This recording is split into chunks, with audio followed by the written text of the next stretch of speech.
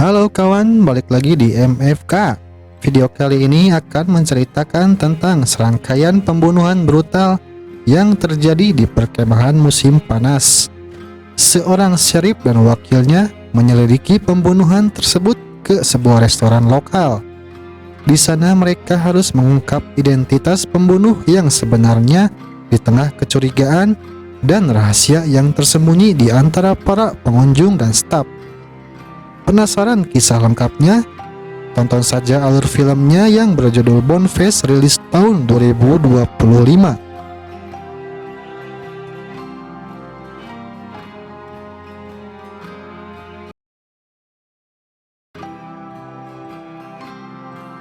Awal kisah diperlihatkan seorang petugas perkemahan bernama Clark sedang mencari-cari sesuatu di malam hari. Belum dijelaskan apa yang ia cari. Merasa lelah, ia melaporkan kepada rekannya bernama Tim. Ia menjelaskan tidak menemukan apapun setelah ia keliling. Kemudian bisa dilihat mereka membicarakan laporan adanya sosok mayat. Lantas mereka pun bergerak mencari mayat tersebut. Clark merasa lelah dan mau mengakhiri pencarian tersebut. Namun tiba-tiba Tim berubah sikap dan memaksa Clark ikut dengannya. Clark menolak, namun Tim memaksanya dan membawa ke ruangan misterius tanpa disangka. Semua itu hanya skenario teman-teman Clark, karena ia berulang tahun saat itu. Tampak semuanya merayakan kebahagiaan Clark. Kemudian mereka bermalam di tempat itu. Terlihat Clark dan temannya sebelum tidur mengungkit cerita horor mengenai pembunuhan massal. Orang-orang sering menyebutnya Boneface, tapi mereka menganggap itu mitos. Selang beberapa waktu, keadaan mereka sudah tertidur. Tiba-tiba ada seseorang masuk. Tak disangka itu sosok Boneface yang ia ceritakan tadi. Korban pertama pun terlihat. Sontak membuat situasi kacau. Semua kru yang berada di sana dibantai olehnya. Namun, Clark berhasil keluar. Lantas ia bersembunyi. Namun naas, ia dibantai juga. Nampak Clark juga tewas di sana.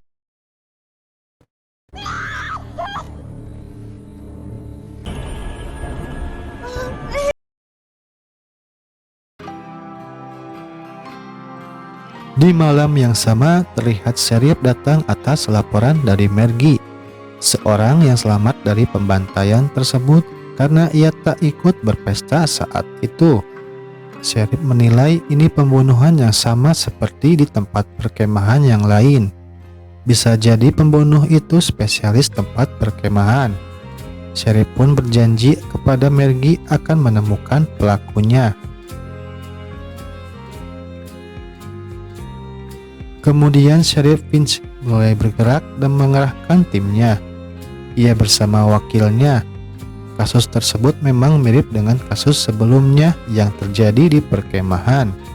Pencarian mereka sampai mengarah ke salah satu restoran yang berada dekat di TKP. Sheriff menduga si pelaku masuk ke sana dengan dugaan membersihkan darah bekas aksinya.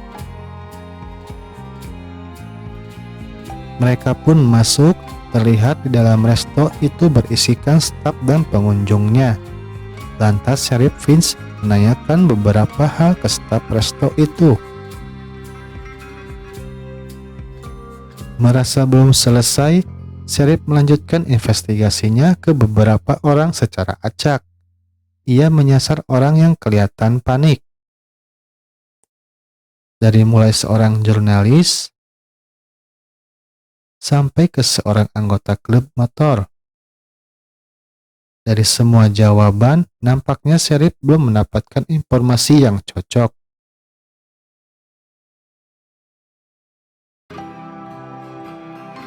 Kemudian hal tak terduga muncul. Wakil Sheriff menemukan foto Boneface di kamera milik si jurnalis itu. Akhirnya Sheriff memutuskan untuk menahan mereka semua di dalam resto tersebut karena dimungkinkan salah satu dari mereka adalah pelakunya. Pencarian terus berlanjut. Terlihat Sheriff Finch mengecek area halaman kafe dan tanda jejak pembunuhan terlihat. ada bercak darah yang menempel. Situasi di dalam resto mulai terlihat serius. Banyak di antara mereka yang berlatar belakang berbeda-beda. Selanjutnya Vince balik masuk ke dalam resto dengan membawa trash bag. Dan ternyata isinya barang bukti berupa kapak, topeng, dan lain-lain. Diyakini itu adalah milik si pembunuh alias Boniface. Lantas Vince menegaskan bahwa di antara mereka adalah pelakunya. Namun para pengunjung resto nampak kebingungan, tapi ada juga yang sadar dan tahu adanya pembunuhan. Lantas apa yang sebenarnya terjadi? Kemudian Vince menjelaskan adanya pembunuh berantai yang mengarah sasaran perkemahan. Dan dipastikan ia tak bisa keluar daerah karena semua akses diblokade oleh polisi negara.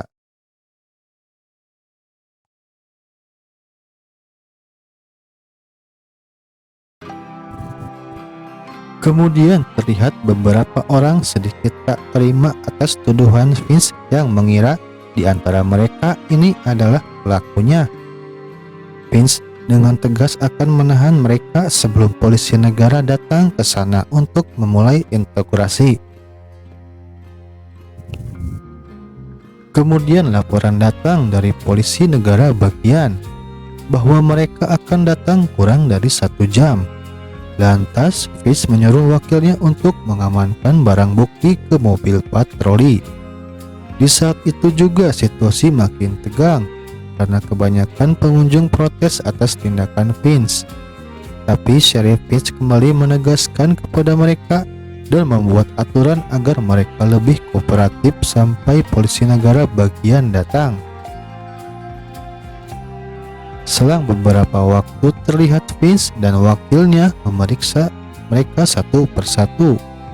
Hasilnya tak ada hal yang mencurigakan. Kemudian terlihat si kakek tua dan rekannya sesama klub motor memang dari awal bertingkah jelek yang mau kabur dari sana.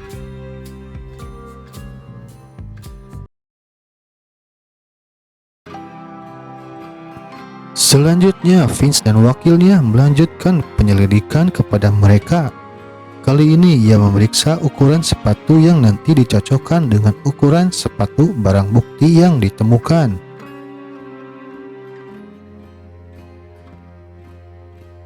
Satu persatu ia periksa, walaupun kebanyakan banyak yang mengeluh atas tindakan Vince, dan hasilnya tak ada yang benar-benar cocok.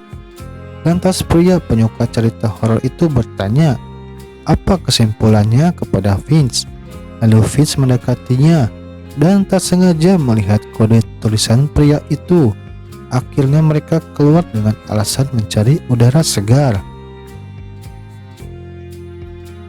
Beberapa menit kemudian, tiba-tiba si pria itu tiba-tiba kejang. Perlu diketahui bahwa pria itu menderita penyakit epilepsi. Terlihat ketika Vince menggeledah ada obat yang namanya EpiPen. Pertolongan pun dilakukan. Namun naas, pria itu tak tertolong. Karena EpiPen-nya hilang dan Vince spontan memeriksa minuman pria itu. Ternyata ada sesuatu yang disengaja supaya pria itu tewas. Perlu diketahui pria itu tewas dan menjadi sasaran adalah pelaku sudah diketahui olehnya. Dan oleh sebab itu, ia sengaja mengirim kode kepada Vince.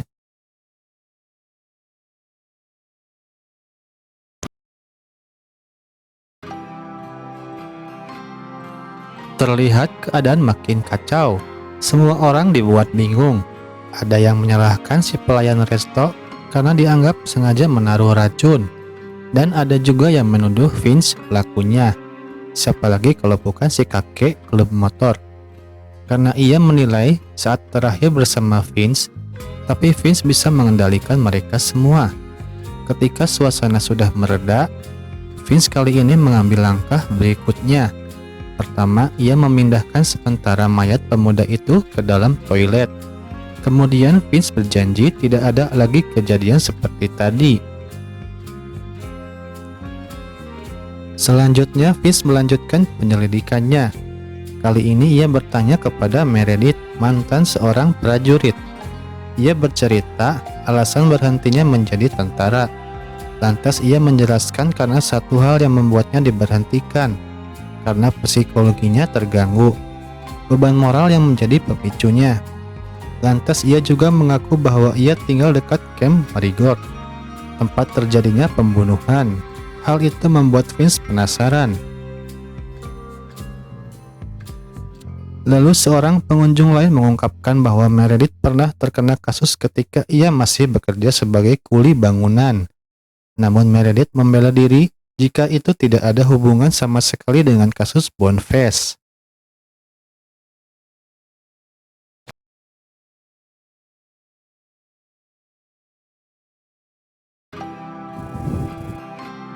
Kemudian penyelidikan semakin berkembang. Kali ini si fotografer yang ditanya, karena diketahui ia yang paling lama berada di resto tersebut. Namun hal itu masih belum cukup bukti. Pertanyaan terus berlanjut. Satu persatu ditanyakan oleh sheriff. Namun di saat interogasi berlangsung, kericuhan terlihat. Gara-gara si kakek tua yang sering mancing keributan. Alhasil mereka cekcok dan diamankan oleh Vince. Vince pun mengetahui rencana si kakek dan rekannya yang mau kabur dengan melihat bukti berupa alat pembuka pintu.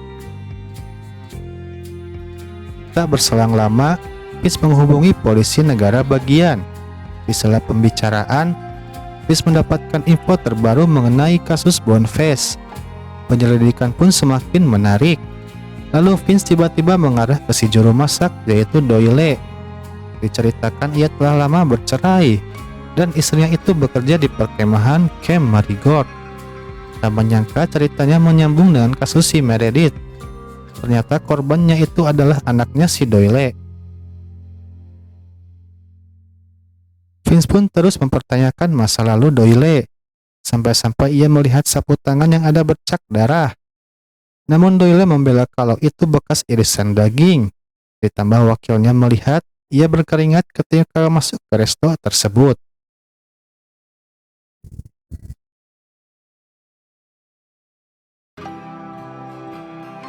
Selanjutnya penyelidikan semakin menarik.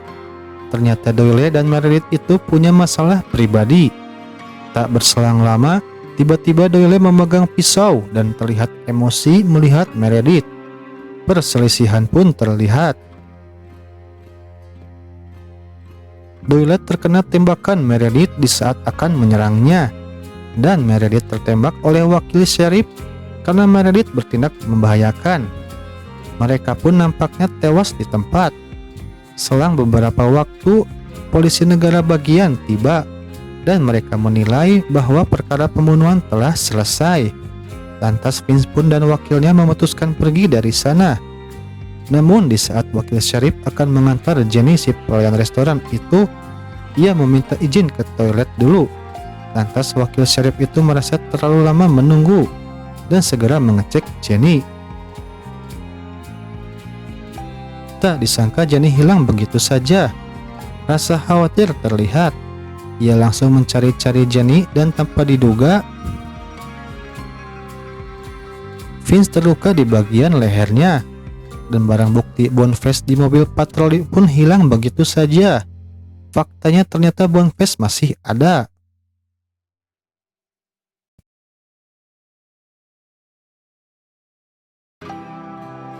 Wakil McCauley pun mencari Jenny ke area hutan. Ia berteriak meminta Jenny untuk menyerahkan diri dan berjanji tidak akan membuat Jenny takut. Dan tiba-tiba Jenny ada di hadapan Cauley. Akhirnya Jenny mengakui bahwa dirinya lah pelakunya, sosok Bonefest yang selama ini dicari. Cauley nampaknya tak menyangka bahwa Jenny adalah pelakunya. Jenny pun menceritakan alasan melakukan hal keji tersebut. Dan karena dulu Jenny menyimpan dendam terhadap anak-anak remaja yang membuat adiknya trauma karena korban pembulian. Jadi setiap ada perkemahan, dipastikan Jenny akan melakukan aksinya. Kulai mencoba bersimpati kepadanya, namun Jenny tak bisa dijinakan. Akhirnya perkelahian pun terlihat. Kulai hampir meregang nyawa di tangan Jenny, namun takdir berkata lain. Akhirnya Jenny tewas terkena tembakan dari Kulai sebagai upaya perlindungan.